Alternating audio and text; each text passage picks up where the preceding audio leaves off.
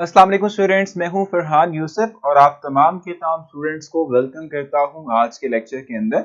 जल्दी से आप लोग जो है इकट्ठा हो जाएं, लेक्चर को ज्वाइन कर लें ताकि हम अपनी प्रोसीडिंग्स जो है वहीं से स्टार्ट कर सकें जहां से हमने कल एंड की थी। देखो आप लोगों को जो है मैंने बताया हुआ था कि हम जो है मतलब चैप्टर वाइज जो चीज डिस्कस कर रहे हैं वो यूएचएस सिलेबस के हवाले से है। जो यूएचएस ने हमें सिलेबस प्रोवाइड किया है हम उनको फॉलो करते हैं, उन टॉपिक्स को ही हम डिस्कस कर रहे होते हैं जो यूएचएस ने हमें प्रोवाइड किए हुए हैं। ठीक है, उन्हीं का ही आपका टेस्ट आएगा, उनसे ही आप लोगों के एमसीक्यूज आएंगे। ठीक है, मैं बिल्कुल ठीक हूँ सना, आप कैसी हैं? भी ठीक ठाक हैं? और वालेकुम अस्सलाम तमाम स्टूडेंट्स को जो मुझे सलाम कर रहे हैं। मैंने आप लोगों के लिए आज की स्लाइड्स अपलोड पहले ही कर दी थी ताकि आप लोग जो है वो देख सकें। सर आज एफएलपी है, सब्जेक्ट में चैप्टर 1 आएगा। बिल्कुल मैंने आपको पहले बताया था, अपनी पोस्ट के थ्रू बता दिया था कि आप लोगों का चैप्टर नंबर 1 जो है ठीक है वो आएगा। चैप्टर 1 के अंदर जो कंसंट्रेशन यूनिट्स हैं वो शामिल हैं। ठीक है, तो वो भी आप लोगों ने साथ में ही करने हैं। मैं बिल्कुल ठीक हूँ भाई, बहुत बहुत शुक्रिया कामिल। अच्छा, अच्छा, we know you are Farhan Yusuf sir. हो कामिल कह रहे हैं हम पहले ही जानते हैं सर आप फरहान यूसुफ हैं। आपने मेरे क्वेश्चन का आंसर नहीं दिया, तो वैसे क्वेश्चन क्या है जरा मुझे बता तो दें। अभी तुम हम आएंगे, क्वेश्चन कहाँ से आ गए यार? क्वेश्चन बताओगे तो कोई आंसर मिल पाएगा। ठीक है, अच्छा स्टार्ट कर लेते हैं जल्दी से लेक्चर का, क्योंकि फिर हम देर हो जाएगी हमें। मैंने आप लोगों के लिए कल कोई जो है वर्कशीट अपलोड नहीं की, लेकिन आज इंशाल्लाह मैं आप लोगों के लिए वर्कशीट जो है वो अपलोड कर दूंगा। मैंने आपके प्रोफाइल के ऊपर क्वेश्चन किया था, चलिए वैसे मैं इसके बाद फौरन से जाऊंगा ना तो मैं आपके इस क्वेश्चन का फौरन से आंसर कर दूंगा। ठीक है, मैंने आप लोगों के लिए वर्कशीट कल रात अपलोड नहीं की थी, लेकिन आज जरूर अपलोड करूंगा। बेसिक टॉप पे कल हमारा एक कैरियर काउंसलिंग सेशन है जो 7 बजे है। ठीक है, कि हम कर रहे हैं फॉर इंजीनियरिंग स्टूडेंट्स, मेडिकल के लिए इसके बाद हम करेंगे। ठीक है भाई, जो टेस्ट आप लोगों का होगा वो टोटल 100 मार्क्स का होगा। 30 एमसीक्यूज केमिस्ट्री, 30 जो है वो हमारे पास फिजिक्स के होंगे, 30 जो है वो हमारे पास होंगे बायोलॉजी के, और 10 रिमेनिंग क्वेश्चंस जो हैं वो आपके इंग्लिश के होंगे। ठीक है, जो टोटल हमारा जो है वो तमाम सब्जेक्ट्स का है ये, और 100 जो है एमसीक्यूज का आप लोगों का ये टेस्ट होगा। आप लोगों को स्पेसिफिक टाइम के अंदर ही करना होगा। फुल लेंथ टेस्ट है ये। ठीक है, फुल लेंथ पेपर जिसको हम कह रहे होते हैं। ठीक है भाई, अच्छा अब स्टार्ट कर लेते हैं। इनकी स्क्रीन पर जो है वो हम ले आते हैं। इस पर जो है इनकी स्क्रीन पर lecture number sorry slide number 2 से स्टार्ट करेंगे। ठीक है, 2 से। ठीक है, सो आप लोगों की स्क्रीन पर इस वक्त पहली स्लाइड आपके पास स्क्रीन पर आ चुकी है। देखो हमने कल स्टार्ट कर दिया था, कहां से हमने जो है मतलब कहां तक हमने पढ़ा था। हमने लास्ट टाइम डिस्कस कर लिया था जो प्रॉपर्टीज हैं, जिसमें मैंने आप लोगों को लास्ट टाइम बताया था कि इफेक्ट ऑफ इलेक्ट्रिक फील्ड क्या होता है इलेक्ट्रॉन, प्रोटॉन और न्यूट्रॉन के ऊपर। मैंने आपको बताया था कि कौन से इलेक्ट्रॉन इन पार्टिकल में से कौन से पार्टिकल जो हैं वो हम कहते हैं रिड्यूसिंग और ऑक्सीडाइजिंग है। ठीक है, और हम कहते हैं कि उनका क्या इफेक्ट होता है। ये मैंने आप लोगों को प्रोवाइड किया था, मतलब कि इंफॉर्मेशन प्रोवाइड की थी। फिर उसके बाद टाइप ऑफ फ्लोरेसेंस हमने देखा था कि जो है फ्लोरेसेंस जो है ठीक है वो उसकी उसकी हमने बात की थी कि किस टाइप की फ्लोरेसेंस ये क्रिएट करते हैं। ई ओवर एम वैल्यू की जो है बात कर ली थी। अब हम जो है क्या करेंगे, प्लीज बता दें सना, बताएं क्या क्वेश्चन आपका है। ठीक है, अब हम बात करेंगे, नेक्स्ट मूव करेंगे। आपकी स्क्रीन पर इस वक्त नेक्स्ट जो है वो मौजूद है ई ओवर एम रेशो। ठीक है, कंपैरिजन हम इस वक्त डिस्क्राइब करेंगे आप लोगों के लिए, और इस हवाले से मैं आप लोगों को ब्रीफ करूंगा। ठीक है, अच्छा मैं आप लोगों को एक चीज क्लैरिफाई करता हूँ, क्वेश्चन आप लोगों के बहुत ज्यादा आ रहे हैं। ये जो कल का सेशन है जो है कैरियर काउंसलिंग का, ये 7 बजे शाम के है। ठीक है, उसमें जो है हम इंजीनियरिंग के स्टूडेंट्स के लिए बताएंगे कि भाई इंजीनियरिंग के लिए कौन कौन से जो है बेस्ट अपॉर्चुनिटीज उनके पास अवेलेबल हैं, और इंजीनियरिंग के अलावा वो किस प्योर साइंस के सब्जेक्ट्स में अपनी इन्वॉल्वमेंट को शो कर सकते हैं, अपने आप को जो है एनरोल करवा सकते हैं। और आप लोगों के लिए भी इस तरह का ही एक सेशन हम जो है कैरियर काउंसलिंग का नेक्स्ट वीक में लेकर आएंगे। ठीक है, और जहां तक टेस्ट के लिए टाइम की बात है तो कितना टाइम देंगे हम इनको? 90 मिनट्स देंगे। कितने मिनट्स देंगे इनको हम? 90 मिनट्स देंगे। ठीक है जी, 90 मिनट्स आप लोगों को प्रोवाइड किए जाएंगे इस टेस्ट के लिए जो 100 एमसीक्यूज पर मुश्तमिल है। अब आपने डिस्कशन नहीं करनी है, अब फोकस करेंगे जो हम इस पॉइंट डिस्क्राइब करने जा रहे हैं।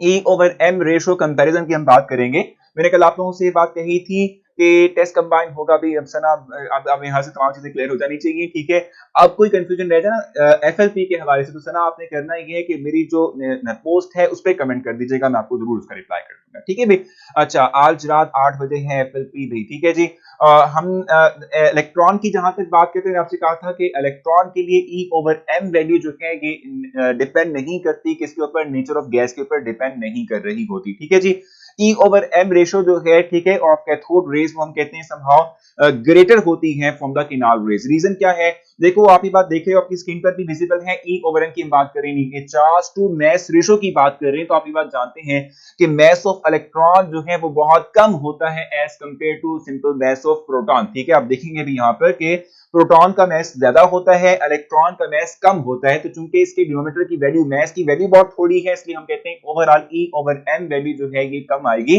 ज्यादा आएगी। ठीक है, ग्रेटर आएगी, इसलिए हम कहते हैं कि ई ओवर एम रेशो जो है वो ग्रेटर होती है फॉर इलेक्ट्रॉन। प्रोटॉन की ई ओवर एम वैल्यू कम होती है क्योंकि इसका मास ज्यादा होता है, डिनोमिनेटर की वैल्यू बड़ी होती है। और चूंकि न्यूट्रॉन की हम बात करते हैं तो उस पर कोई चार्ज होता ही नहीं है, तो इसलिए इसकी ई ओवर एम वैल्यू नहीं होती। हम यहाँ देख रहे हैं निल लिखा हुआ है, यहाँ पर कुछ भी नहीं है यहाँ पर। ठीक है, इस तरीके से आयनाइजिंग पावर की बात करते हैं तो जो चार्ज पार्टिकल्स होते हैं they can ionise any material. ठीक है, आयनाइज कर सकते हैं वो गैस को, जैसे हमने कहा था कि इलेक्ट्रॉन्स जो हैं they will act as they will effect reducing, they will cause reducing effect. ठीक है, रिडक्शन इफेक्ट कॉज करते हैं। हम कहते हैं कि हम जब इसकी बात करते हैं यानी कि ऑक्सीडाइजिंग एबिलिटी यानी आयनाइजिंग एबिलिटी की बात करते हैं, तो हम कहते हैं कि इलेक्ट्रॉन भी और प्रोटॉन दोनों के दोनों, चूंकि हम कहते हैं कि ये हमारे पास क्या है भाई, ये चार्ज पार्टिकल्स हैं, तो ये दोनों के दोनों हम कहते हैं कि आयनाइजिंग एबिलिटी रखेंगे, आयनाइज कर पाएंगे किसी एक मटेरियल को, किसी गैस को जिसमें से हम इसको पास करेंगे। लेकिन चूंकि न्यूट्रॉन कोई चार्ज कैरी ही नहीं कर रहे, तो हम कहते हैं कि चूंकि ये चार्ज कैरी नहीं कर रहे तो इनकी वजह से हम कहते हैं कोई आयनाइजेशन काज नहीं होती। हाँ, अगरचे ये जरूर है, हम न्यूट्रॉन फास्ट और स्लो मूविंग न्यूट्रॉन्स की हम बात करेंगे, मैं आपको बताऊंगा अभी आगे।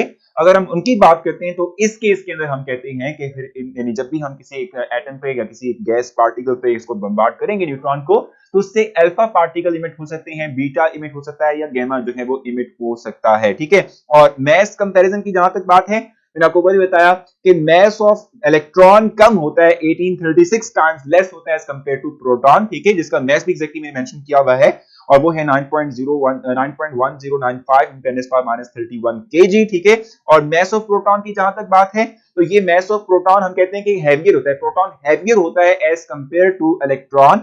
ये 1836 टाइम्स जिसका मास है वो ग्रेटर होता है, जिसका मास मैंने मेंशन किया है वो है 1.6726 × 10⁻27 kg। और मैं आपको बताऊं कि मास ऑफ न्यूट्रॉन और जो प्रोटॉन है ये ऑलमोस्ट सेम होते हैं, कोई इतना खास फर्क नहीं होता। आप देख सकते हैं कि 0.6726 है फॉर प्रोटॉन, और न्यूट्रॉन के अंदर की वैल्यू आती है 6750 आ जाती है, खास डिफरेंस एज सच नहीं है। ठीक है, चार्ज की बात करते हैं तो चार्ज चूंकि न्यूट्रॉन पे तो जीरो है ही नहीं। ठीक है, लेकिन बाकी जो हमारे पास इलेक्ट्रॉन या प्रोटॉन है, ठीक है, इन पे हमारे पास क्या होता है, चार्ज होता है, जिसपे हम चार्ज की टोटल इंटेंसिटी की बात करते हैं तो ये 1.6022 × 10⁻19 कूलम के इक्वल होती है। ठीक है, इन पॉइंट्स के बाद से आपने मुझसे कुछ पूछना, आप मुझसे पूछें, एग्जैक्टली कोई जो है क्वेश्चन आपने मुझसे करना हो तो आप करें जल्दी से, नहीं तो आप जरूर मेंशन कीजिएगा, क्लियर मेंशन कर दीजिएगा, ताकि मैं आप लोगों को आगे लेके चल सकूं, नेक्स्ट हम मूव कर सकें। अब आपने कोई क्वेश्चन करना तो आप इस बात करेंगे, मैंने ड्यूरिंग द जो सेशन यानी जो मैं पढ़ा रहा था, समझा रहा था, उस वक्त जो आपके क्वेश्चंस आए थे वो मैंने आप लोगों को नहीं उसके क्वेश्चंस का आंसर दिया, क्योंकि हमने बताया था कि जब मैं कहूंगा क्वेश्चन का तो तब आपने क्वेश्चन करना है। ठीक है भाई, अच्छा, सेकंड पॉइंट कह रही है, और शरीका आपने बताना है कि कौन सा पॉइंट आप कह रहे हैं कि जो है वो रिपीट किया जाए। सेकंड पॉइंट की जहां तक बात है, आयनाइजिंग पावर की बात है, तो देखो इलेक्ट्रॉन पे नेगेटिव चार्ज है, प्रोटॉन पे पॉजिटिव चार्ज है। हमने कल भी देखा था कि हम जब किसी एक गैस में से इलेक्ट्रॉन पास करवाते हैं, ठीक है, तो हम कहते हैं कि जी इलेक्ट्रॉन पास करने से क्या होता है कि आयनाइजेशन होती है। आयनाइजेशन का मतलब क्या होता है, देखो इलेक्ट्रॉन पे भी नेगेटिव चार्ज है, आप इसको पास करवाओगे थ्रू मॉलिक्यूल्स, तो मॉलिक्यूल में भी इलेक्ट्रॉन मौजूद है, ये इलेक्ट्रॉन एक दूसरे को रिपेल करेंगे, इलेक्ट्रॉन निकल जाएगा फ्रॉम द मॉलिक्यूल, वो आयनाइज हो जाएगा। इस तरीके से प्रोटॉन भी है, प्रोटॉन पॉजिटिव चार्ज कैरी करता है, ये क्या कर सकता है, ये इलेक्ट्रॉन को अपनी तरफ अट्रैक्ट कर सकता है, जिसकी वजह से इलेक्ट्रॉन निकल सकता है किसी एक मॉलिक्यूल या एटम में से, इसको आयनाइज कर सकता है। तो दोनों सूत्रों में हम कहते हैं कि आयनाइजेशन पॉसिबल है, लेकिन न्यूट्रॉन पे कोई चार्ज है ही नहीं, तो वो जो है वो आयनाइजेशन नहीं करता। ऐसा कह रही है फर्स्ट पॉइंट, तो ई ओवर एम की वैल्यू बात हम कर रहे हैं, देखो चार्ज टू मास रेशियो की हम बात करते हैं, हमने निचले पॉइंट में ये बात देख ली कि जी हमारे पास मास ऑफ इलेक्ट्रॉन जो है वो कम है 1836 times as compare to mass of proton. ठीक है, तो इसलिए हम कहते हैं कि E over M ratio for electron greater होती है as compare to E over M ratio for proton, क्योंकि प्रोटॉन का मास हैवियर है, इलेक्ट्रॉन का मास लाइटर है, इसलिए हम कहते हैं कि E over M value greater होगी फॉर इलेक्ट्रॉन एंड प्रोटॉन। तो दोबारा से आप लोगों को वेलकम करता हूं लेक्चर के अंदर। थोड़ा सा हमारा जो है बीच में एक ब्रेक सा आ गया था। वो ब्रेक आने की रीजन थी कि भाई लाइट शॉर्टेज की वजह से, मैंने आपसे कहा कि भी एकदम से लाइट चली गई, पाकिस्तान है, अनसर्टेनिटी रहती है लाइट के हवाले से।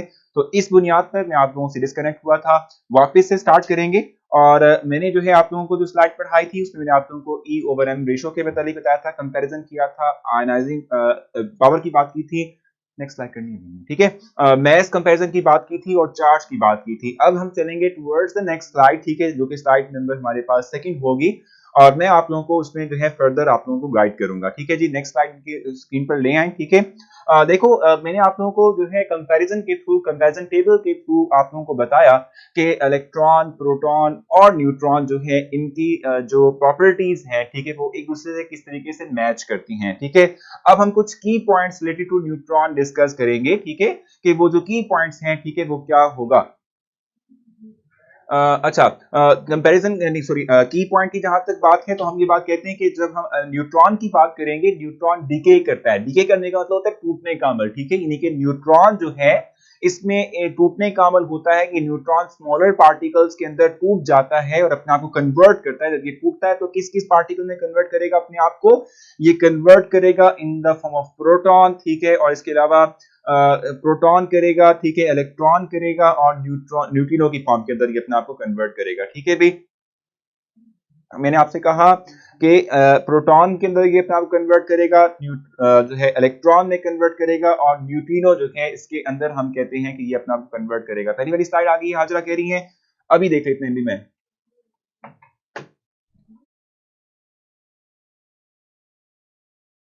अभी इसको ठीक कर लेते हैं, अभी ठीक कर लेते हैं जल्दी से, क्योंकि जो है एकदम से जब वो हमारे पास होता है ना, ये लाइट वगैरह का प्रॉब्लम आता है तो उस वजह से बड़ी प्रॉब्लम्स आना शुरू हो जाती हैं। अच्छा जी, इस वक्त मैं आप लोगों को जो है डिस्क्राइब कर रहा हूँ, ये स्लाइड नंबर नेक्स्ट होगी ये वाली, जी बिल्कुल। तो इस वक्त आपकी स्क्रीन पर आ गई है। इसको हम इस वक्त देख रहे थे। मैंने आपसे कहा कि जैसे ही इलेक्ट्रॉन, सॉरी, न्यूट्रॉन जो है वो डिके करता है, न्यूट्रॉन टूटता है, टूटने का मेरे को डिके करना कहते हैं, ठीक है। तो इसको हम कहते हैं कि हमारे पास क्या होगा कि इसके टूटने के थ्रू, ठीक है, क्या होता है, प्रोटॉन बनता है, ठीक है, इलेक्ट्रॉन बनता है और न्यूट्रिनो बनता है, ठीक है, ये आपको पता होना चाहिए, ठीक है। इसके साथ साथ एक और मेंशन किया हुआ है कि न्यूट्रॉन्स जो है वो हाईली पेनिट्रेटिंग होते हैं। हाईली पेनिट्रेटिंग का मतलब सिंपली तौर पे क्या होता है कि इसको हम जो है किसी भी एक सरफेस में से पास करवा सकते हैं। थिकनेस एक जो है हम कहते हैं कि लेस थिकनेस वाला जो मटेरियल होता है उसमें से ये पास कर सकता है, ठीक है जी। जैसे कि फॉर एग्जांपल अगर हम बात करते हैं ग्लास की, तो ग्लास में से लाइट रेज पास कर सकती है, मींस कि जो लाइट है, ठीक है, ये पेनिट्रेट कर सकती है थ्रू मटेरियल, ग्लास मटेरियल, ठीक है। इस तरीके से हम ये बात कहते हैं कि ये जो हमारे पास क्या कहते हैं, somehow न्यूट्रॉन्स होते हैं, they have ability to penetrate through certain, ठीक है जी, थिकनेस मटेरियल, ठीक है, तो ये पेनिट्रेट कर सकते हैं। और हम ये बात कहते हैं कि जी हम इनकी एनर्जी की बेस पर हम न्यूट्रॉन को जो है डिफाइन कर सकते हैं कि कौन से जो है लो एनर्जी कैरिंग न्यूट्रॉन होते हैं और कौन से फास्ट एनर्जी कहते हैं, हम कहते हैं फास्ट मूविंग जो है वो न्यूट्रॉन होते हैं। अगर जो न्यूट्रॉन के पास 1.2 मेगा इलेक्ट्रॉन वोल्ट एनर्जी हो तो ये फास्ट मूविंग न्यूट्रॉन होते हैं। अगर एनर्जी इनकी 1 मेगा इलेक्ट्रॉन वोल्ट से कम हो, लेस हो या इसके इक्वल हो, तो हम कहते हैं कि ये हमारे पास क्या होंगे, ये बेसिक तौर पे हमारे पास स्लो मूविंग न्यूट्रॉन कहलाएंगे। और फास्ट मूविंग न्यूट्रॉन जब भी हम किसी एक सब्जेक्ट पे, यानी किसी जो है हम कहते हैं टारगेट मटेरियल पे हम गिराते हैं, फेंकते हैं, तो इनके थ्रू हमेशा अल्फा पार्टिकल्स एमिट होते हैं। स्लो मूविंग न्यूट्रॉन जब भी हम बम्बार्ड करेंगे किसी मटेरियल के ऊपर तो उससे गामा रे की एमिशन होगी। आप मुझे बताएं, कोई क्वेश्चन अगर आप लोगों का हो तो आप मुझसे डिस्कस करें, नहीं है तो फिर हम मूव करेंगे नेक्स्ट, ठीक है, और आगे मैं आप लोगों को फर्दर जो है पढ़ाऊंगा, नेक्स्ट आप लोगों को जो है समझाऊंगा, ठीक है जी। मुझे बताएं कि यहां तक आप लोगों ने कुछ पूछना हो तो जल्दी से मुझसे पूछ लें। अगर क्वेश्चन नहीं है तो क्लियर जरूर मेंशन कीजिएगा ताकि हम मूव कर सकें फॉरवर्ड और मैं आप लोगों को बता सकूं। लास्ट 2 पॉइंट्स मैंने आपको बताया, आपने अपने जो है बुक में भी देखा होगा कि हम जब केमिकल रिएक्शंस की बात करते हैं, केमिकल रिएक्शंस ऑफ न्यूट्रॉन की बात करते हैं, तो उसमें आपने देखा होगा लास्ट जो हमारे पास रिएक्शंस यानी प्रॉपर्टीज हैं न्यूट्रॉन की, अगर स्लो मूविंग न्यूट्रॉन की बात करते हैं तो जब हम उसको बम्बार्ड करते हैं किसी एक एटम के ऊपर तो उससे गामा रे निकलता है। अगर हम जो है फास्ट मूविंग न्यूट्रॉन को बम्बार्ड करेंगे तो उससे क्या होगा, उससे अल्फा रेज की एमिशन होगी, ठीक है। सर न्यूट्रॉन की पेनिट्रेटिंग एबिलिटी इलेक्ट्रॉन और प्रोटॉन से ज्यादा होती है, एग्जैक्टली इसी को मेंशन किया माने हमने कि it has more greater penetrating power as compare to both यानी प्रोटॉन एंड न्यूट्रॉन। ठीक है भाई, जल्दी से मुझे बताएं कोई कंफ्यूजन है तो। मुझे लगता है कि क्लियर हो चुका है, तो हम आगे चलेंगे। सर अल्फा और गैमा की रीजन देखो, मैं आपको बताऊं रमीज, इलेक्ट्रॉन और सॉरी फास्ट मूविंग न्यूट्रॉन और स्लो मूविंग न्यूट्रॉन का इम्पैक्ट डिफरेंट एटम्स के ऊपर डिफरेंट होता है। जब ये इम्पैक्ट डिफरेंट होगा तो उससे ये होगा कि हमारे पास जो पार्टिकल्स निकलेंगे, ठीक है, वो डिफरेंट हम कहते हैं नेचर के होंगे। Equation of fast moving and slow moving neutron काबिल वो करने की जरूरत नहीं है, आपको सिर्फ ये पता होना चाहिए कि किसी एक फास्ट मूविंग न्यूट्रॉन से क्या निकलेगा, क्या जो है पार्टिकल जो है वो इमिट करवाएगा किसी एक एटम में से, और स्लो मूविंग न्यूट्रॉन जो है वो क्या पार्टिकल इमिट करवाएगा। सर प्लीज आज का टेस्ट के बारे में बता दें। तो आपको सुमेरा बता दिया कि चैप्टर 1 कंप्लीट है इसके अंदर, और हम कहते हैं कि चैप्टर 1 के अंदर जो आपके कंसंट्रेशन यूनिट्स थे वो भी शामिल होंगे। ठीक है, वो तो आएगा। आप जस्ट मेरे कैंपस डिराइव पर जाएं, वहां पर आपको जो है लेक्चर वाइज मटेरियल मिल जाएगा चैप्टर 1 का। ठीक है, वो आप देख लें, आपको खुद अंदाजा हो जाएगा कि हमने क्या करना है। इवन लास्ट टाइम जो आप लोगों ने दिया था 30 एमसीक्यूज का टेस्ट, अभी जो हमने देखा था वो उसी पैटर्न के थ्रू हम ये वाला टेस्ट भी लेंगे। ठीक है जी। सर ताइबा कह रही है सर हर सुबह की ये रॉन्ग है, हर सब्जेक्ट की रॉन्ग होती है। Sir please pay attention to this please. मैं आपको बताऊं तैयबा, लास्ट टाइम जो हमने एमसीक्यूज किए थे, मेरा जो टेस्ट आप लोगों का था तैयबा, आप उसमें देखेंगे कोई भी एमसीक्यू की के अंदर कोई भी रॉन्ग नहीं था। ठीक है, इस दफा भी इंशाल्लाह मेरी पूरी कोशिश है कि आप लोगों को कोई ऐसा क्वेश्चन नहीं मिलेगा जिसमें कि की के अंदर कोई प्रॉब्लम आए। ठीक है, इंशाल्लाह नहीं होगा। ठीक है, अब नेक्स्ट स्लाइड इनकी जो है वो स्क्रीन पर ले आए जल्दी से। नेक्स्ट स्लाइड ले आए। फोर्थ वन होगी आपके पास, फोर्थ वन आगे। ठीक है, अब इसके बाद देखो नेक्स्ट हम मूव करेंगे। तो हमने इलेक्ट्रॉन, प्रोटॉन और न्यूट्रॉन की डिस्कवरी और उनकी प्रॉपर्टीज डिस्कस की थी।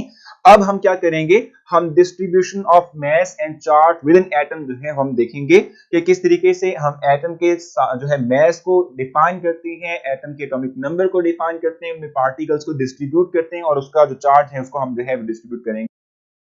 दोबारा से आप लोगों को वेलकम करता हूं, और आप सबको जो है आपकी पेशेंस के ऊपर जो है मैं कहूँगा सलूट। ठीक है, क्योंकि आप लोग बहुत अच्छे स्टूडेंट्स हैं, वेट कर रहे थे मेरा। ठीक है, मैं फिर वापस आ चुका हूँ, आप लोगों के सामने इस वक्त मौजूद हूँ। ठीक है, अच्छा, मैं आप लोगों से ये बात डिस्कस कर रहा था कि हमने जो है अभी मतलब मैंने आपकी स्क्रीन पर एक विजिबल की है, एक स्लाइड विजिबल की है वैसे तौर पे। ठीक है, एटॉमिक जो है नंबर की हम इस वक्त बात करेंगे। फोर्थ स्लाइड है ना, वो कर दें स्क्रीन पर इनकी।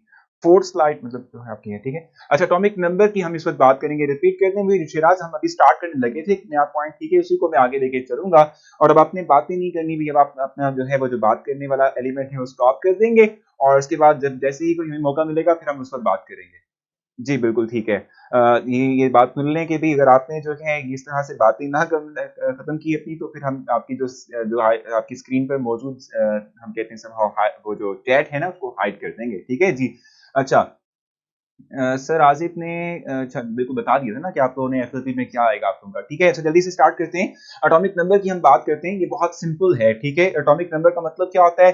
Atomic number is the number of proton found in the nucleus of an atom. ठीक है, and therefore identical to charge number of the nucleus. इसका मतलब सिंपली तौर पे क्या होता है, जरा ये हम देख लेते हैं, और उसके बाद फिर जो है मैं आप लोगों को जो है लेके चलूंगा नेक्स्ट पॉइंट की तरफ। इसका मतलब ये होता है, देखो जब भी आप एटॉमिक नंबर की बात करते हो तो नंबर ऑफ प्रोटॉन जो किसी एटम के न्यूक्लियस में पाए जाते हैं, या उसके इर्द गिर्द जो शेल्स हैं वहां जितने इलेक्ट्रॉन्स पाए जाएंगे, इस नंबर को हम कहते हैं कि हमारे पास एटॉमिक नंबर कहलाता है। ठीक है, इस तरह से मैंने लिखा हुआ है यहाँ पर, identical to the charge number of the nucleus. इसका मतलब क्या होता है कि देखो आप जानते हैं न्यूक्लियस के अंदर हमारे पास दो पार्टिकल होते हैं, या तो न्यूट्रॉन होगा या प्रोटॉन होगा।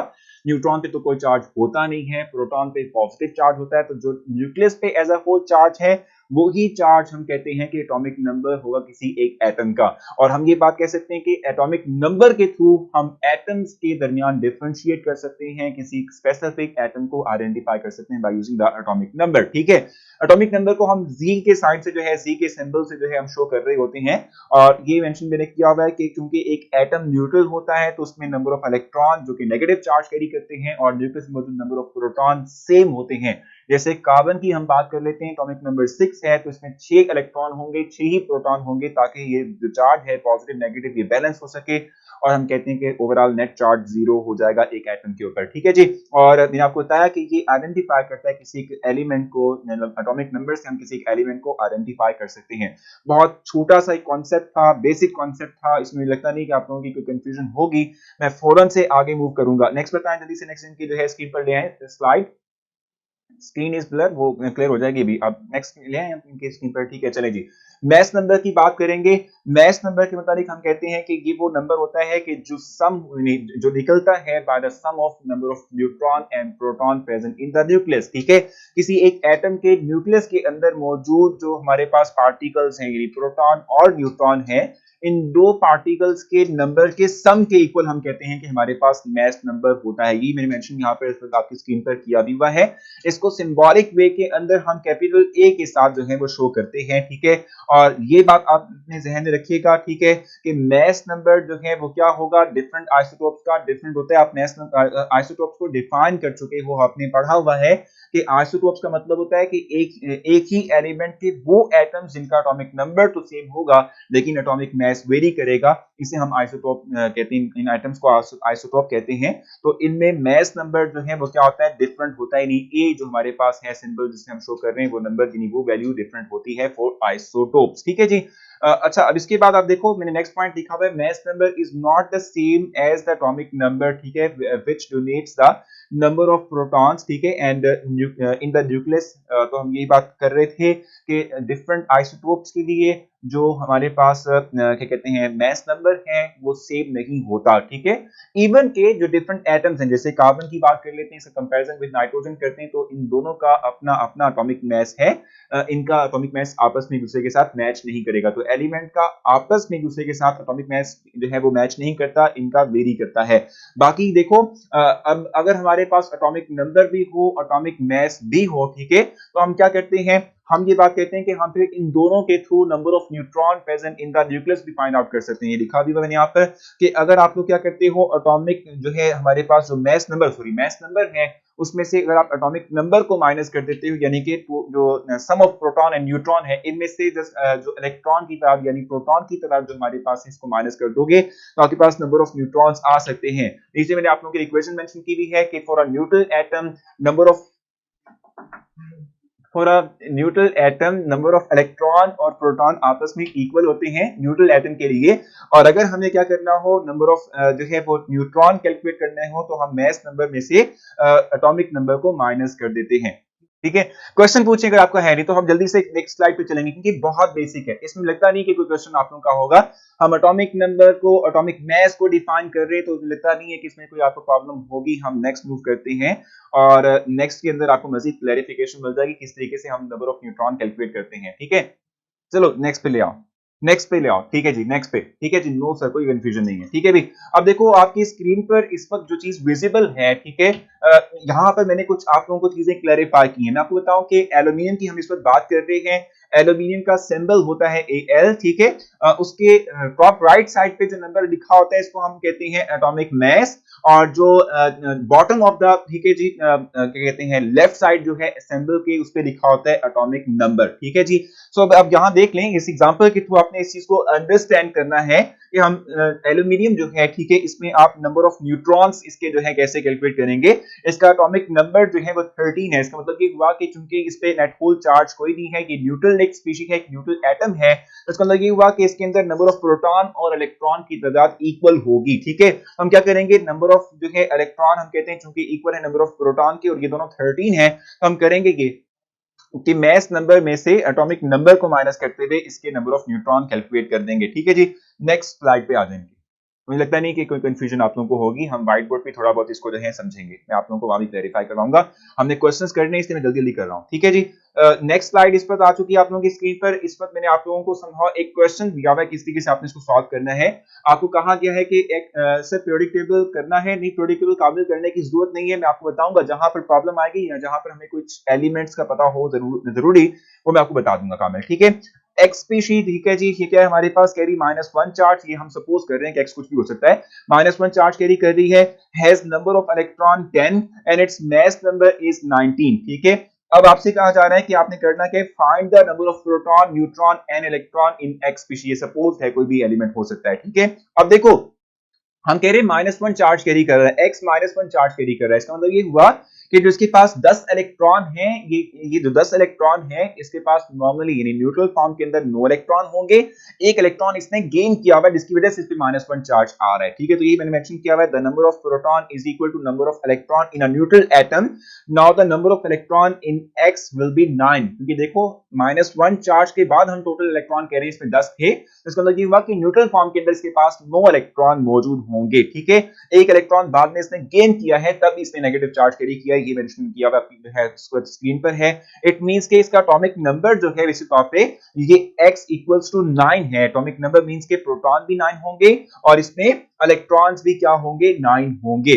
अब हमें न्यूट्रॉन की तादाद को कैलकुलेट करना है। न्यूट्रॉन कैसे कैलकुलेट करते हैं कि एटॉमिक नंबर भी आपके पास मौजूद है, एटॉमिक मास भी मौजूद है। मास नंबर में से एटॉमिक नंबर को माइनस कर दो तो आपके पास नंबर ऑफ न्यूट्रॉन्स आ जाएंगे इनसाइड द एक्स स्पीशीज, जो भी हम जो है सपोज इसके थ्रू कर रहे हैं, ठीक है भी। क्लियर हुआ होगा, इसमें कोई बात ऐसी नहीं है कि जो मुश्किल लगी होगी। अब इनके सामने स्क्रीन पर एक टेबल विजिबल कर दें, जल्दी से विजिबल कर दें, फिर हम एमसीक्यूज की तरफ जाएंगे। मैं कुछ एमसीक्यूज आप लोगों को करवाऊंगा व्हाइट बोर्ड पे और फिर आपका टेस्ट भी होगा, ठीक है। Number of proton, electron, neutron in each of these ions, मैंने इसको टेबल की फॉर्म के अंदर आप लोगों के लिए मेंशन किया हुआ है जस्ट प्रैक्टिस के लिए। जैसे कि ऑक्सीजन है, इसका एटॉमिक नंबर क्या होता है, 8 होता है। एटॉमिक नंबर का मतलब ये हुआ कि इलेक्ट्रॉन भी 8 होंगे, प्रोटॉन भी 8 होंगे। मास नंबर इसका 16 होता है। आप जो है मास नंबर में से जब आप प्रोटॉन की तादाद को माइनस कर देते हो तो न्यूट्रॉन आपके पास आ जाते हैं। अब यहां प्रॉब्लम आती है जब हमारे पास आयनिक स्पीशी बनती है, जैसे एल्यूमिनियम है, +3 चार्ज है। इसका मतलब ये हुआ कि इसने 3 इलेक्ट्रॉन लूज किए हुए। जब 3 इलेक्ट्रॉन इसने लूज किए हुए होंगे तो इसके पास पहले तो ये है कि एटॉमिक नंबर इसका 13 होता है, ठीक है। इस पे इसके अंदर नंबर ऑफ जो प्रोटॉन्स हैं वो 13 ही होंगे, लेकिन चूंकि +3 चार्ज है इसका मतलब ये हुआ कि इसके इलेक्ट्रॉन इसने लूज किए हुए हैं तो इसके पास 13 इलेक्ट्रॉन नहीं होंगे, इसके पास 10 इलेक्ट्रॉन्स होंगे।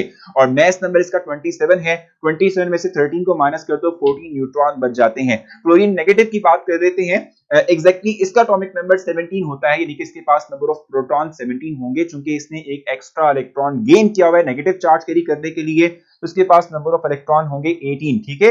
मास नंबर की जहां तक बात है, इसका मास नंबर होता है 35 और 35 में से 17 माइनस कर दो तो 80 न्यूट्रॉन बच जाएंगे, ठीक है। सो ये हमारे पास फाइनल एक हम कहते हैं कि मेरे पास एक स्लाइड थी आज के लिए जो मैंने आप लोगों से डिस्कस की। अब मैं आप लोगों को व्हाइट बोर्ड पर लेकर आऊंगा और व्हाइट बोर्ड पे मैं आप लोगों से कुछ एमसीक्यू सॉल्व करवाऊंगा जिसमें कि मैं आप लोगों के लिए एक इंपॉर्टेंट पॉइंट भी आप लोगों को समझाऊंगा। स्क्रीन क्लियर कर देंगे, ठीक है जी। सो इस पर हम व्हाइट बोर्ड पे आएंगे और फर्स्ट एमसीक्यू की स्टेटमेंट में मेंशन करता हूं, which of the following particle contains 12 neutron, 11 proton and 10 electrons, ठीक है जी। क्वेश्चन हमारे पास है, which of the following, which of the following, which of the following particles contain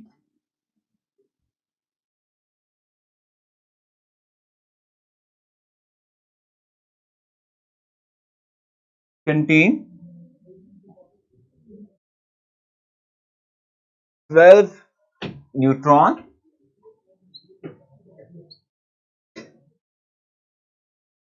12 neutrons, 11 हम कहते हैं कि contain 12 neutron, 11 protons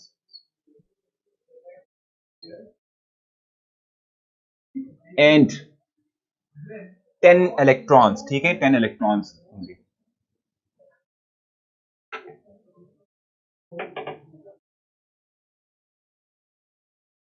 and 10 electrons, ठीक है भाई। अब देखना है कि इनमें से कौन से होंगे। पहला ऑप्शन जो आपको ए प्रोवाइड किया हुआ है वो क्या है हमारे पास, ए ऑप्शन है सोडियम का Na 1123। बी ऑप्शन जो है वो आपके पास क्या मौजूद है भाई, बी ऑप्शन पोटाशियम है,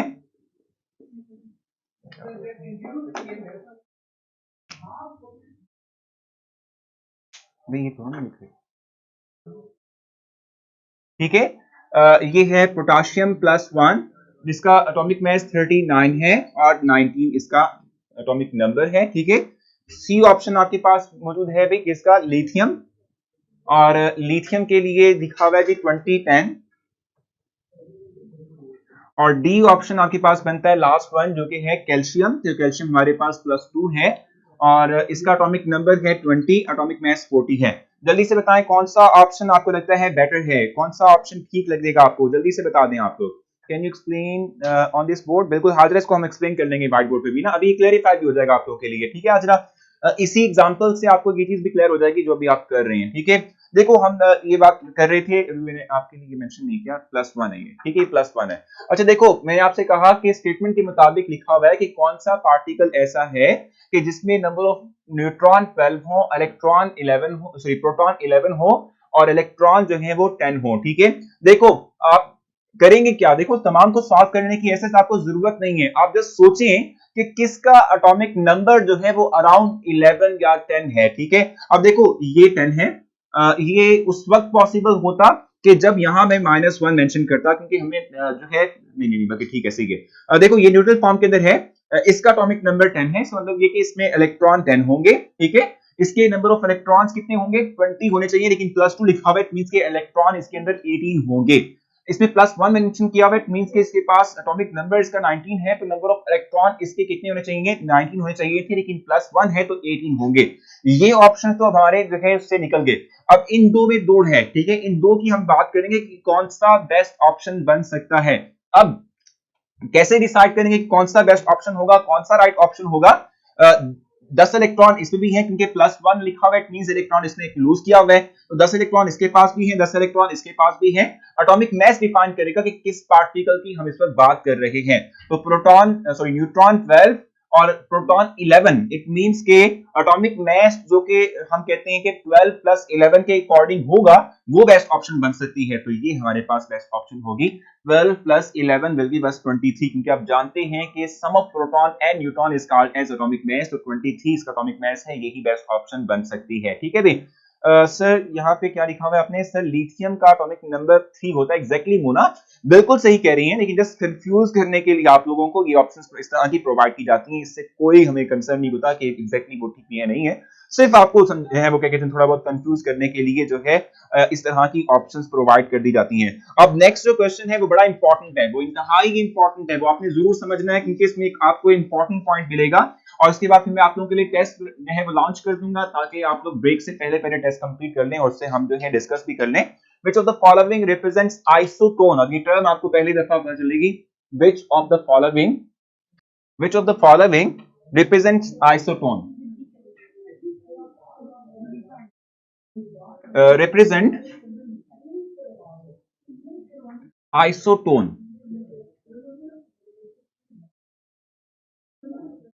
ठीक है, इनमें से कौन से आइसोटोन्स होते हैं, मैं पहले डिफाइन करूंगा आइसोटोन्स को, फिर मैं आप लोगों को जो है लेके जाऊंगा आगे। ठीक है जी, पहली ऑप्शन हमारे पास क्या है इसके अंदर, फर्स्ट वन है कार्बन कार्बन कार्बन, यानी तीनों कार्बन हमारे पास आइसोटोप 6 12 6 13 6 14। ठीक है, ये ए ऑप्शन आपके पास है।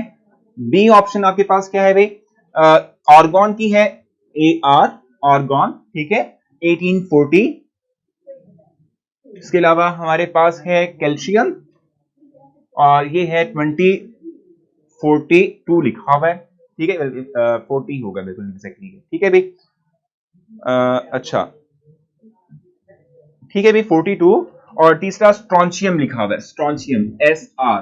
ठीक है, एटॉमिक नंबर इसका है 21 और 43 लिखा हुआ है। ठीक है जी, ये हो गए। इसके बाद हमारे पास बी के बाद सी क्या होगा, आइसोटोन बताऊंगा अभी मैं ना, ये पहले आपको ये डिफाइन करके दूंगा और फिर आगे चलेंगे। बिल्कुल मरियम ने डिफाइन भी कर दिया इस चीज को। ठीक है जी, सो सी ऑप्शन हमारे पास इसमें क्या गिवन है, ऑर्गन है। ठीक है जी, ऑर्गन 1840। इस तरीके से कैल्शियम है विथ 2040। इस तरीके से हम कहते हैं कि भाई हमारे पास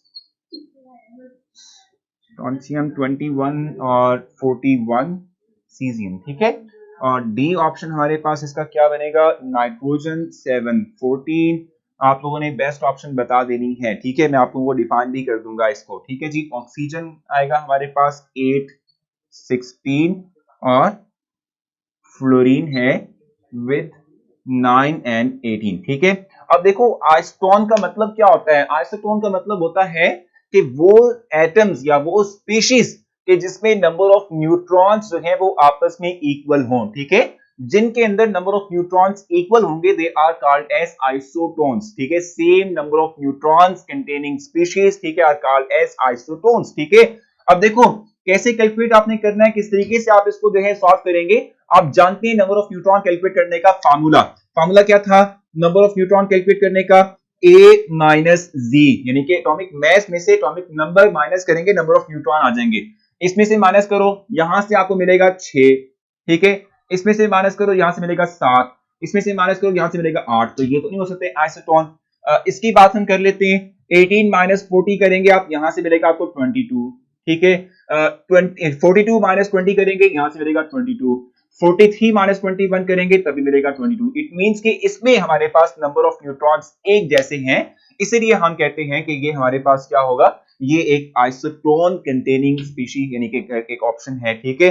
कोई कंफ्यूजन है तो आप मुझसे डिस्कस करें, कुछ पूछना है तो आप मुझसे पूछ सकते हैं, नहीं तो हम आगे चलेंगे। आइसोटोन का मतलब होता है same number of neutron containing species. Isotopes में आप जानते हैं कि सेम नंबर ऑफ प्रोटॉन्स होते हैं, आइसोटोप्स के अंदर सेम नंबर ऑफ प्रोटॉन्स होते हैं, और आइसोबार जो होता है उसमें हम कहते हैं कि मैस नंबर जो है इन तमाम का सेम होता है, ठीक है जी। कंफ्यूजन है तो आप बता दें, कोई कंफ्यूजन है तो आप मुझसे डिस्कस कर ले, तो हम आगे चलेंगे। सेम नंबर ऑफ न्यूट्रॉन की वजह से हम कहते हैं ये ऑप्शन राइट था जी। तो मेरे ख्याल से अब आप लोगों के लिए टेस्ट जो है हम ले आते हैं आपकी स्क्रीन पर, और उसके बाद फिर जो है आप लोगों को ब्रेक भी देनी है। ये दोबारा बता दें, आप कह रही हैं भी, मारूफ कह रही हैं दोबारा बता दें, तो मैंने आपसे कहा कि सेम नंबर ऑफ न्यूट्रॉन जब किसी एक स्पीशीज के अंदर होंगे तो इनको हम कहते हैं आइसोटोन्स, ठीक है। आइसोटोप्स में क्या होता है, सेम नंबर ऑफ प्रोटॉन्स होते हैं, ठीक है जी। आइसोटोप्स में क्या होता है, सेम नंबर ऑफ प्रोटॉन हम कहते हैं। आप लोगों का टेस्ट जो है वो स्टार्ट हो चुका है, और उसको जो है आप लोग कंप्लीट कर लें, क्योंकि आप लोगों को नमाज की ब्रेक भी देनी है। और आइसोबार के बारे में आप देख लीजिएगा कि आइसोबार वो स्पीशीज होती हैं जिनमें नंबर ऑफ न्यूक्लियॉन्स, न्यूक्लियॉन्स का मतलब क्या होता है, वही मैस नंबर की बात होगी। न्यूक्लियॉन्स का मतलब होता है proton and number of neutrons जो हैं वो सबके अंदर सेम हो, ठीक है।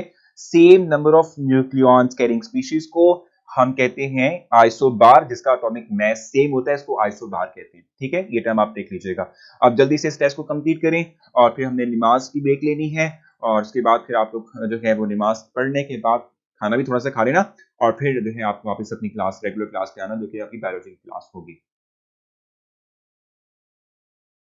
मैंने आप लोगों के लिए आज के जो नोट्स हैं वो ऑलरेडी जो है अपलोड कर दिए हैं। आज का जो टेस्ट इस वक्त आप लोग दे रहे हैं, ठीक है, वो भी मैं अपलोड कर दूंगा, और उसके बाद जो आप लोगों का एफएलपी होगा उसकी भी की रात को मैं अपलोड कर दूंगा जब आप लोगों का टेस्ट कंप्लीट हो जाएगा। जहां भी प्रॉब्लम आपको आती है डायरेक्टली जो है आप मेरी किसी भी जो है प्रोफाइल पे जो पोस्ट है उस पर जाके कमेंट कर लेना, ठीक है, मैं आप लोगों को उसका रिस्पॉन्स दे दूंगा। और आई थिंक मेरे ख्याल से वकास कह रहे थे कि उनको मैंने उनके क्वेश्चन का आंसर नहीं दिया हुआ, तो मैं वो देखूंगा अभी प्रोफाइल पे जाके, नमाज पढ़ के आके, तो मैं उनका भी आंसर कर दूंगा, ठीक है।